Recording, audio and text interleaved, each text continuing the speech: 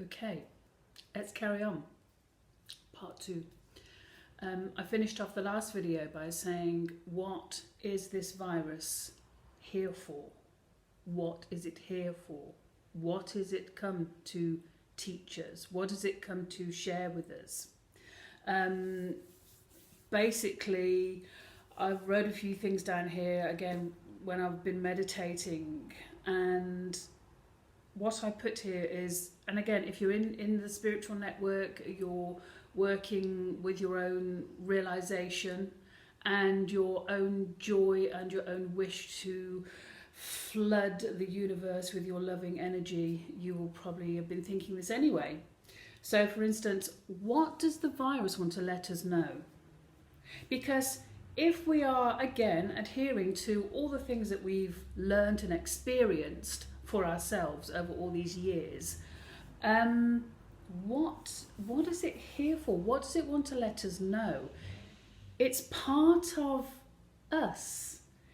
If we connect to the fact that we all are aspects of the one, we are all souls, we are all sparks of the divine soul. Everything on earth, every tree and animal and plant and human, we're all aspects of the divine soul.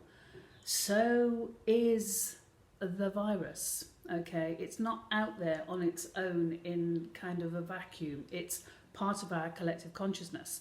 And it's one of the things I saw actually on a thread, and someone had asked about is, has the virus got consciousness? And I just love being on that kind of, okay, has the virus got consciousness?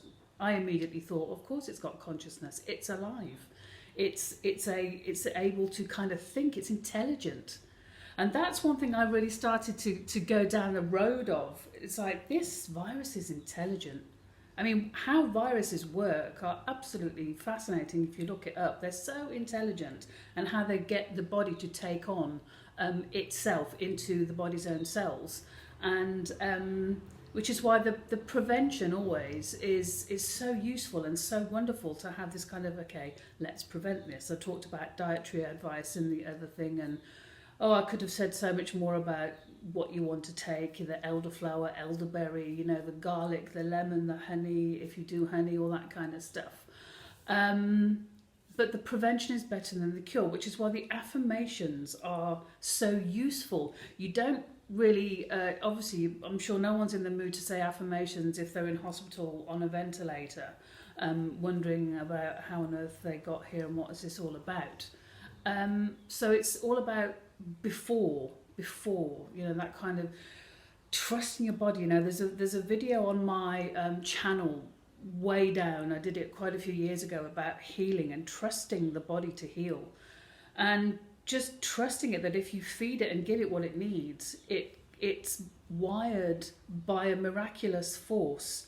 It's made, created and run by a miraculous force, and we need to trust our ability to heal and to create something, an antibody in our own bodies, that basically helps us with everything we're always exposed to. But I just wanted to say this affirmation I didn't do in the first video, which is, it's about lungs in general, because I believe this intelligent, conscious being likes to live in the lungs and get into the lungs.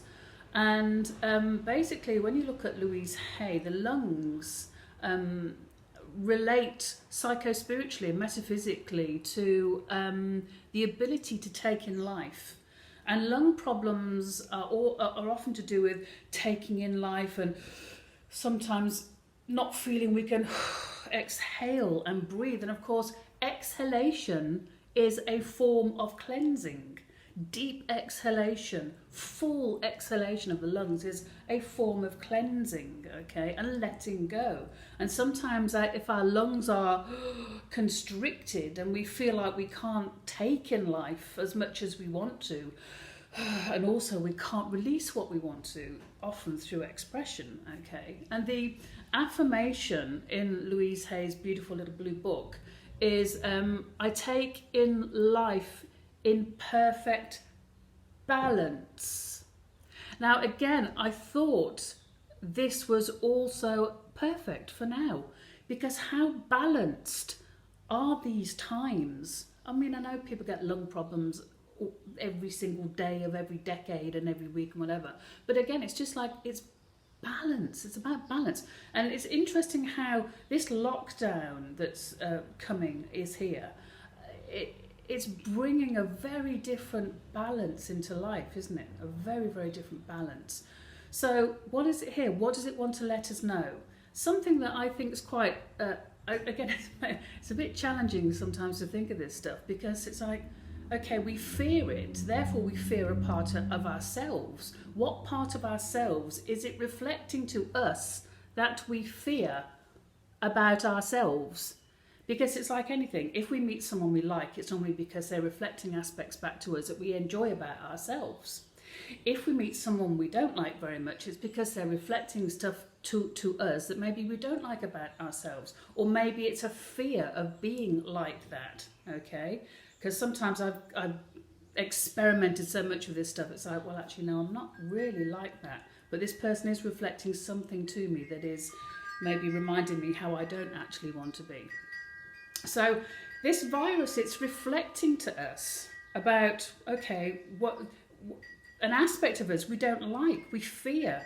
What is it doing? It's invading, okay? It's invading, it's here without invitation. It's here and it gets into the lungs. It affects how we take in life, okay? It burns the lungs, it brings fever, it burns up. And something I came across, which was quite interesting, was, okay, what do humans do to Earth?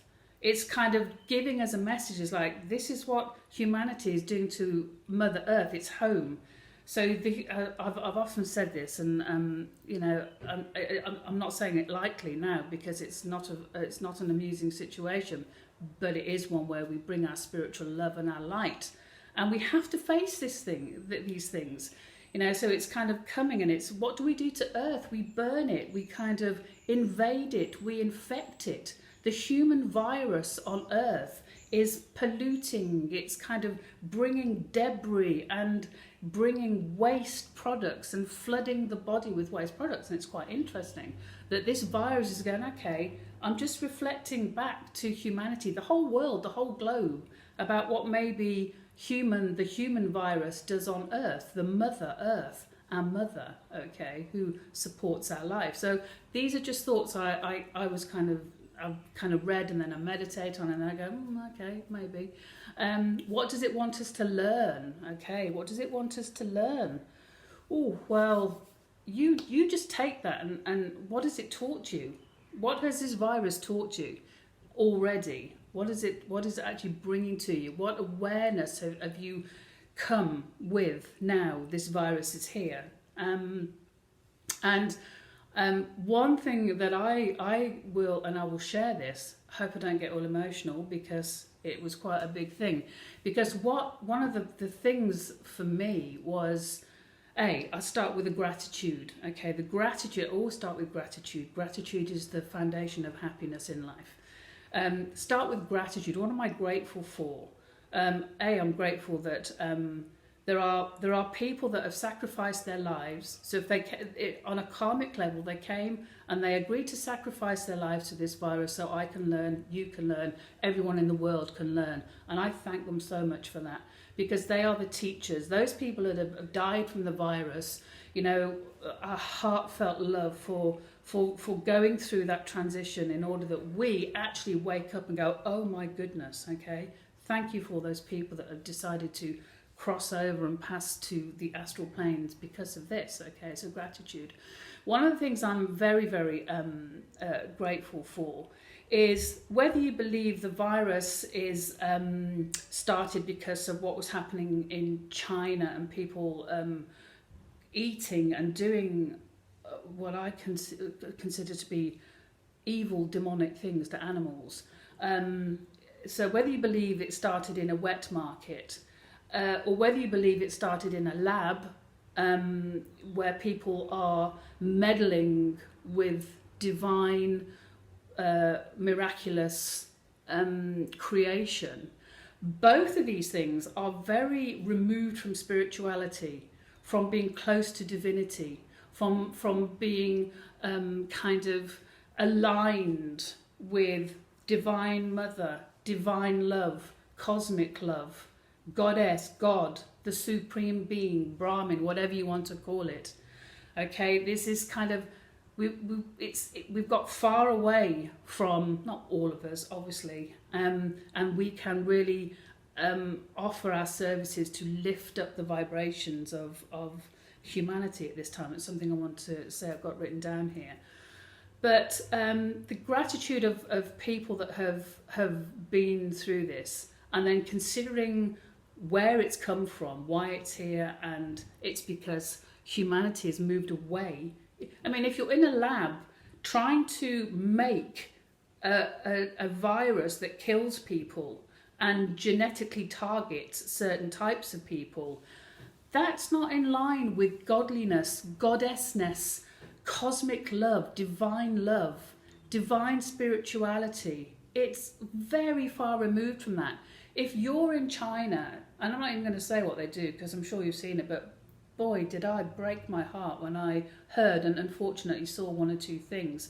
But when I was doing my meditation the other day and I was thinking about the virus and what we found out about what was going on in China in these terrible markets of what animals suffer. I was in meditation. I was asking this question about these animals and why must any animals suffer like that? And again, it's not the action of divinity. It's not the action of a divine kind of loving cosmic infinite intelligence. It's the actions of humans. You know, humans choose to do this stuff. Again, it's a horrible thing to kind of think that someone would choose to do it. Anyway, I was in this kind of meditation. I was asking about these animals and these dogs that went through these horrible things. And this being said to me, "Come, Diane, come and have a look." And she said, here's the astral dogs. Here's the astral beings that were in those dogs. And what have they taught the world? You know, they were all wagging their tails. They were all very happy. You know, they had that physical body. You know, they were not their bodies. They are light beings. And now they are free of their bodies. And they were wagging their tails and they were all happy. And there were thousands and thousands of these animals, all kinds of animals that have been through this terrible kind of experience on Earth. But they're in the astral plane going, it's okay. You know, we if people now kind of wake up to this stuff, if people get closer to divinity again, as opposed to, you know, just dissolving into this demonic way of living, then, you know, it's been great. If people are going to go, okay, those markets are now banned, which they are, you know, well, thank you, virus, thank you. How many animals are you going to save because of that? Okay, so that was another thing that came. It's, again, the law of nature. It's the same as ancient religions, ancient mysteries. It's the law of nature. You do not meddle with the law of nature because the law of nature is, you know, the most perfectly balanced thing. So, yeah, that's the one thing I wanted to say. And the other thing I wanted to say, when I was in this meditative space, one thing I wanted to remind people, if you haven't done this consciously, then kind of offer your light up.